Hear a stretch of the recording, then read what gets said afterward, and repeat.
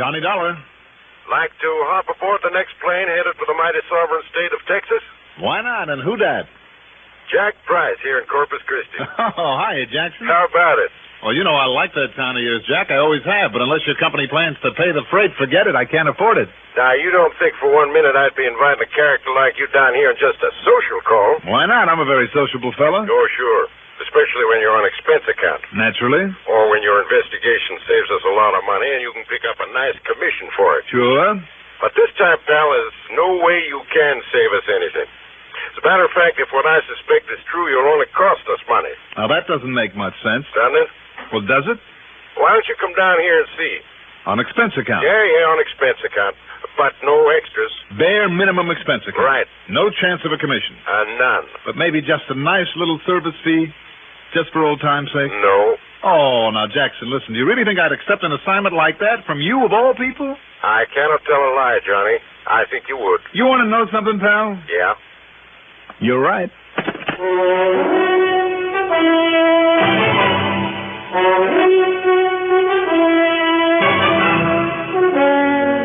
The CBS Radio Network brings you Mandel Kramer in the exciting adventures of the man with the action-packed expense account, America's fabulous freelance insurance investigator.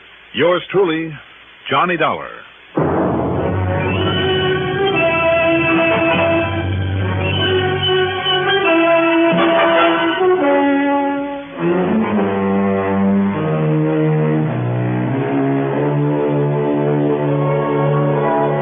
Expense account submitted by Special Investigator Johnny Dollar to Tri-Western Life Insurance Company, Corpus Christi office. Following is an account of expenses incurred during my investigation of the Ike and Mike matter.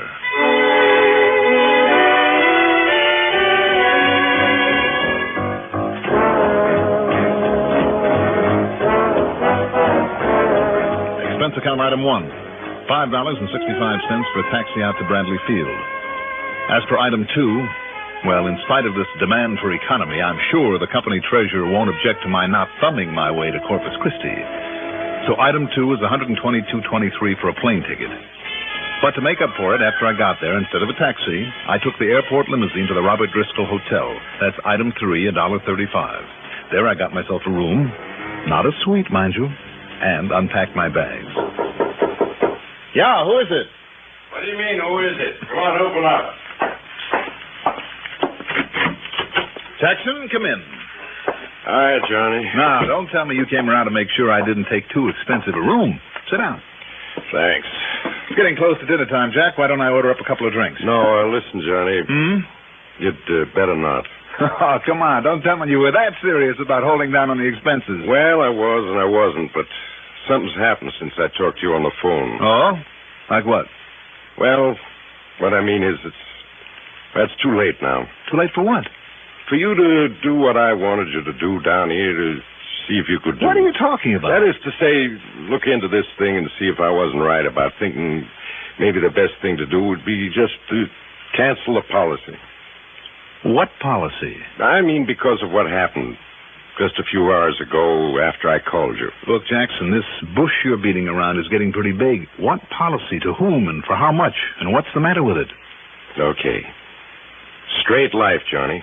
$25,000, and with the standard double indemnity clause. Yes, I know, for accidental death. Yes, darn it. Well, who's the insured? Well, Johnny, do you remember a character by the name of Lou Livercombe?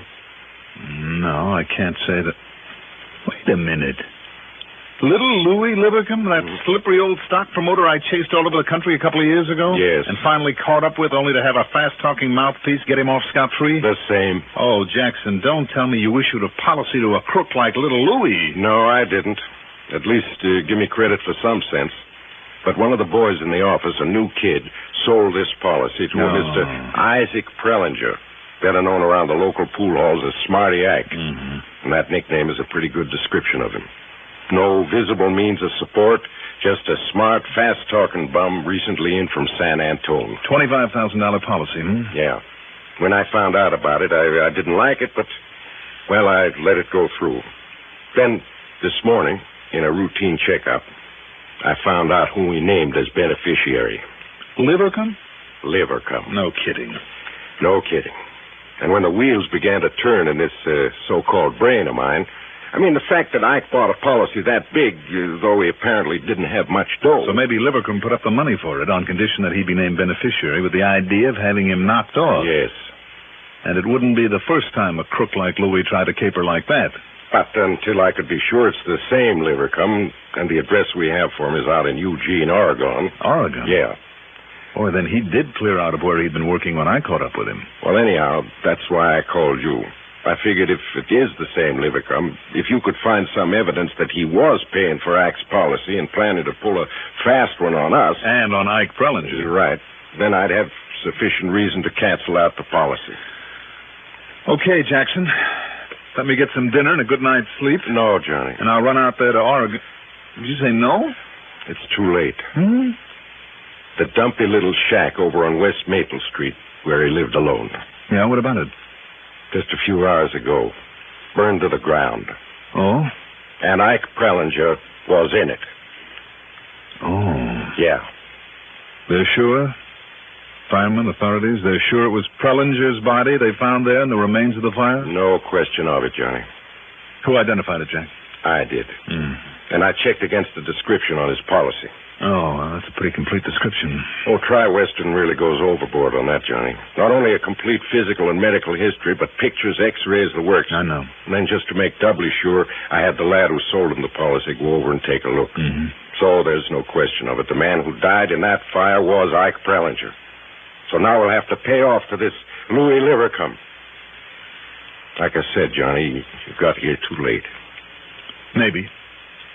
What can you do about it now? What started the fire? You remember Pete Frawley? The arson squad? Yeah, one of the best. Yeah, I know. Pete says it was accidental and typical. Ike got himself drunk, fell on the bed with a lighted cigarette. First went the mattress, then everything else, including him. And Pete is sure of that? He's already made out and signed his report. Oh, he should know. He does. Well, I think I'll talk to him anyhow. Well, by all means. And I know what you're thinking. If this beneficiary is the same Louis Livercombe... There almost has to be something fishy. Jack, how about if I rent a car and then meet you over at your office? You want me to have Pete Frawley over there? No, I'll dig him up at headquarters. But first, I'd like a look at the policy involved on this one. Okay? Okay, Johnny. Anything you say.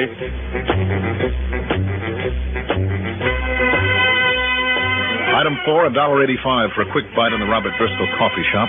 Item 5, $50 deposit on a rental car. Then over at Jack's office, despite the late hour, I took a long, careful look at the policy on Ike Prellinger, especially at the description of him. Jack was right. Tri-Western does do a thorough job. Pete Frawley, the arson squad, had gone home for the night, but didn't hesitate a minute to get out of his robe and slippers, put on his shoes, and meet me at headquarters. We paid a visit to the morgue. Well, there you are, Dollar. Pretty badly burned, no features left, but there's no doubt it's Ike Prellinger. Same height, weight, teeth, build, general characteristics, everything. Mm-hmm. Including fingerprints? From this? Oh, no, impossible. Oh? But, Dollar, I checked him out against the description on the insurance policy, and so did Doc Wyman, the coroner. It's about as positive an idea as we could want. And that young fellow who sold him the policy was sure of it, too. Even he identified the finger ring and the watch. Mm-hmm. Even old Jerry Deeks was certain. Who's Jerry Deeks? He runs a pool parlor where Ike used to hang around. Well, you want me to fold down this sheet for a better look at him? No, don't bother. What about an autopsy, Pete?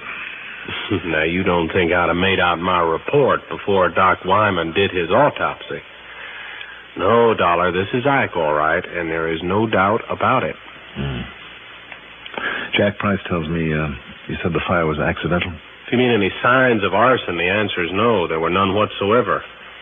Only all the usual, typical signs of what actually happened. What do you mean, Pete?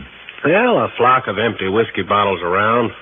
One of them that dropped out of his hand when he lay down on his bed, same as I've seen it 100 times. Mm-hmm. Oh, and I was even able to isolate the ashes from the cigarette he'd had in his hand that set off the mattress at the point the fire actually originated. Now, wait a minute, Pete. Yeah, what? I have reason to suspect that somebody might have wanted to kill him. to collect his insurance and tried to use the fire as a cover-up. Yeah, I thought of that, too. But Doc Wyman found absolutely no sign of injury nor any poison in his system. What's more, Dollar, he wasn't killed before the fire because there were signs of smoke in the lungs. And I mean plenty. Of course, Pete, Yeah? What is it, Dollar? Well, I mean, if somebody smothered him, with a pillow or something, that would leave no marks. Before the fire? Yeah. Well, did you miss my point? Then there wouldn't have been smoke in the lungs. Now, wait a minute. He would have passed out before he stopped breathing entirely, wouldn't he? Yeah, possibly. In other words, a killer could have smothered him just enough to make him unconscious, then started the fire, let him get his lungs full, and, well, then the fire would have finished the job. Aren't you reaching a little bit, Dollar? Maybe so, maybe no. Well, I mean, unless you can somehow turn up some evidence that he was murdered. No, it's just a hunch, but a potent one. Well, I know that neither Doc Wyman nor I could find anything to indicate it, and believe me, Dollar, I tried. I mean, I have just as suspicious a mind as you have. Okay, Pete. So, you want to look at the autopsy report? I'm sure Doc wouldn't mind. You want me to ask him? No, don't bother. But why? Well, I mean, why this powerful hunch?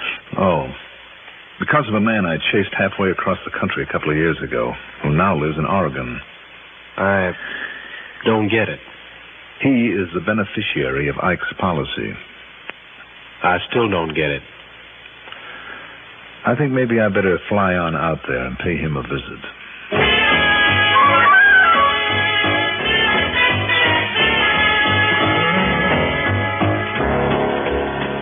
First, though, I drove around to Jerry Deek's pool room. Just why, I'm not sure now that I stopped to think about it. But you know something? It was Jerry Deeks who convinced me beyond the shadow of a doubt that my hunch was right. 100%.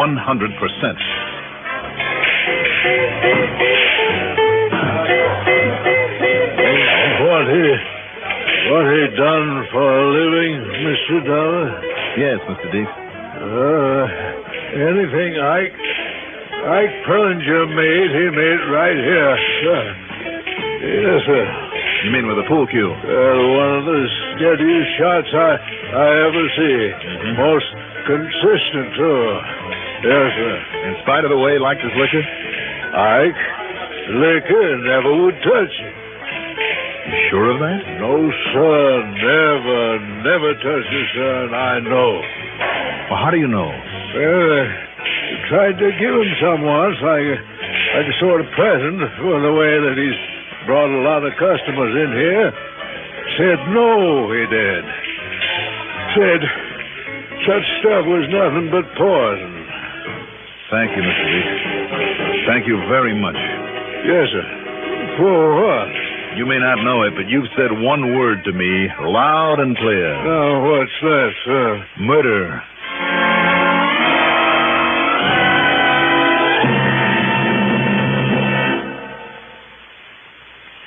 It's a welcome change sometimes to have neighbors drop in unexpectedly for a visit. Weekdays here on the CBS Radio Network, we have a group of friendly folks who like to drop in on you, cheer your day along, and never once get in the way. They're Arthur Godfrey, Art Linkletter, Gary Moore, Bing Crosby, and Rosemary Clooney, CBS Radio's daytime stars.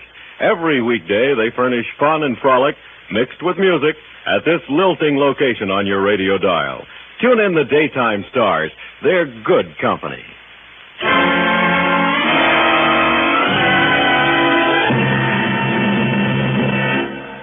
Although it was now quite late. Item 6 is 10 cents for a phone call to Jack Price at his home. What? You still out and circulating around? I sure am, Jackson. Why don't you get some sleep? Hey, what's up? As soon as I can, I'm heading out to Eugene, Oregon. To check up on that beneficiary? Yep, among other things. What do you mean, other things? In the first place, I'm sure now that we have a murder case on our hands. Ike was murdered, then? Oh, I didn't say that. What do you mean? Just got me a wild idea, Jackson. You remember that old saying, Ike and Mike, they look alike? Well, sure, but... Well, just what? give that a thought while you're driving over to your office to meet me.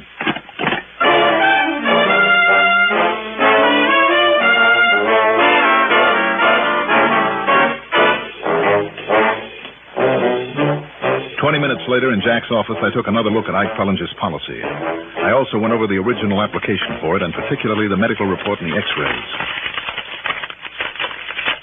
Well? Okay, Jackson. Now, if you don't mind, I'll use this phone. Sure, go ahead, Johnny. Help yourself. But you still haven't told me what you meant by the Ike and Mike bit. Just a hunch. But if it's the right one, there's a lot more to this case than meets the eye. Well, like what, for instance? Like the possibility, for instance. Hello? Hello? Johnny Dollar, Pete. Oh, what? Don't tell me you got on out there to Oregon already. No, but listen, I'll call you from there sometime in the morning. In the meantime... And you still think it was murder, huh? Now I'm sure of it. You found some bottles in the remains of that fire, and that made you think Ike had got drunk and made that typical mistake of setting off his mattress with a lighted cigarette. Well, I still think that's what happened. In spite of the fact he never touched the stuff? Yes, sir, in spite of the... What did you say? You heard me. Listen, I've just looked over the x-rays on Ike Pellinger. First thing in the morning, at the crack of dawn, get your Doc Wyman to do a further autopsy on that stiff. A further? Yes. Have him look for marks from an old fracture of the first metatarsal on the right foot. Oh, why? If he doesn't find any, then you get busy and phone a complete description of Ike to the Missing Persons Bureau up in San Antonio. That's where Ike lived one time before he came here. You think they might be looking for him? For him? No. Then I don't get it. But if that description ties in with somebody who is missing from up there... listen, Pete. Yeah? If it doesn't, then you'll have to try every other town in Texas if necessary until somebody does recognize that description. And if the name turns out to be Mike somebody or other... I still don't get it. Just do it, Pete. Call Missing Persons Bureau until you get a positive reaction to that description. I'll phone you tomorrow from Eugene, Oregon. All right, now, Jack. I got to get me on out to the airport and see what kind of connections I can make.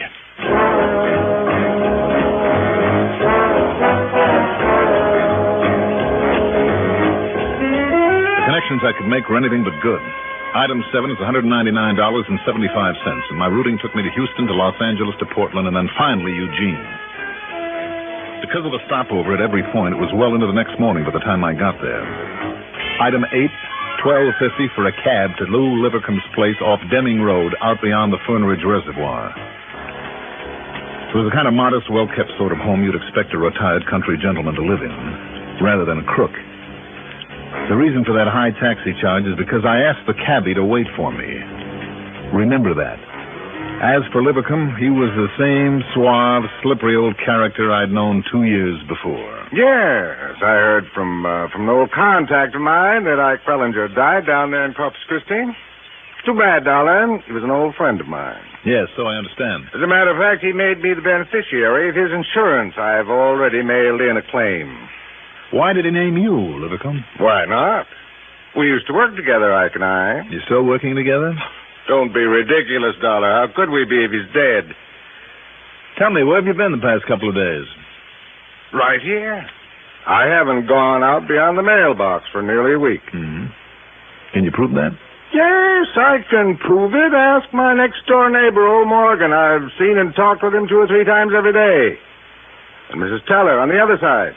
I helped her gather in some wood yesterday morning. Yesterday morning? Yes. Yesterday afternoon, she brought me over an apple pie she'd made. All of which makes a nicely set-up alibi for you, doesn't it? Now, look here, Dollar. I don't know what you're getting at, but if you think you can tie me in with Pellinger's getting knocked off... Did I say that? Didn't you learn a couple of years ago that when you try to pin something on me, all you're going to do is fall flat on your face? Suppose we see. Mind if I use your phone? Well? Go ahead. Thanks.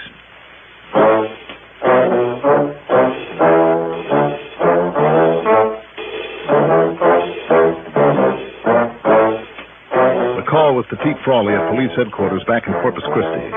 And the result of Dr. Wyman's further autopsy and Pete's call to San Antonio? Dollar, I don't know how you do it. Yeah, Pete. No broken bone in the foot of that stiff, so your hunch was right. It wasn't Ike Pellinger at all. It was somebody who was a dead ringer for him. Taken there, planted there by Ike? Well, that we can't be sure of. Anyway, not yet. I'm sure of it. But now listen. Like you suggested, I called the MPB in San Antone. Now, the missing man on their list fitted Ike's description perfectly. His name was Mike Ringler. So how you figured that one, I'll never know. All right. Now, do you see what it means, Pete? No, you tell me. When Ike found that he had a double there in San Antonio, it gave him an idea. So he moved down to Corpus to carry it out. What was it? He got in touch with and made a deal with his old colleague in crime, Lou Livercombe, out here in Eugene. If Lou would pay the premium on a nice hunk of insurance, then when he supposedly died, they could split it. In this case, with double indemnity, a total of $50,000. Well, I'm a son of a gun. It's an old one, but it's worked more than once. Now, wait. We still have to round up Ike Prellinger. Don't give that a second thought, Pete. I'll simply make the most of Lou's hospitality here in his home for a while. You'll what? For just as long as necessary. Oh, yeah, I see. Then when Ike arrives to pick up his cut of the insurance money, he thinks, well, Pete, I'll be right here and ready and waiting. Okay, buddy. Hang it up. Hang it up, I said. Johnny? You hear me? You see this? I'll, talk to you later, Pete. Well, Ike Prellinger, That's right. Who are you? Who is he, Lou? Don't you know him? That's Johnny Dollar, the insurance detective. Oh, it is, huh? Well, Dollar, you won't be talking to anybody. Not later, not any time. You see this? Haven't you made enough mistakes already, Ike? Plug him, Ike. Let him have it. All right, Lou. That's exactly what I'm going to do. Now, listen, mister. Cabby! Hey, out of my way. Hey, what's going on? Look out, Cabby. Watch him. Oh, no, you do. Oh, yes, I do. Oh, Ike. And now you, Lou. Holy mother. Wow. Thanks, Cabby, for barging in the door that way and throwing him off balance. Wowee. What you done to him?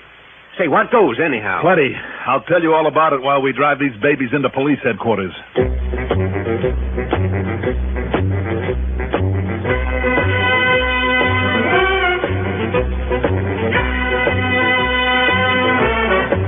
Yep. It was good hunting. Not only because Ike will have to pay for the murder of Mike Ringler, but more important to me, because Lou Livercombe is finally ending up where he belongs. Behind bars. Expense account total? Oh, why don't you figure it up, Jackson? And don't forget my commission on the insurance that won't have to be paid out. Yours truly, Johnny Dollar.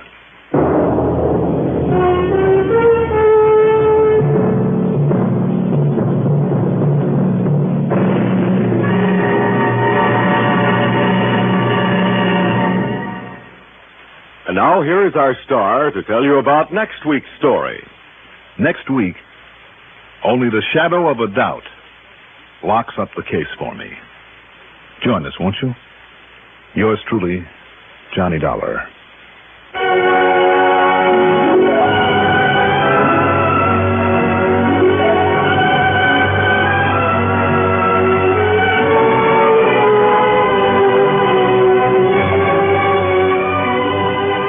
Yours truly, Johnny Dollar, is written by Jack Johnstone. Produced and directed by Bruno Zerato, Jr. Music supervision by Ethel Huber. Johnny Dollar is played by Mandel Kramer. Also featured in our cast were William Redfield as Pete Frawley, Maurice Tarplin as Jack Price, Reynold Osborne as Louis Livercombe, Lawson Zerby as Deeks, Ralph Bell as Ike Prellinger, and Bill Lipton as the cab driver. Be sure to join us next week, same time, same station, for another exciting story of yours truly, Johnny Dollar. This is Bill Gillian speaking.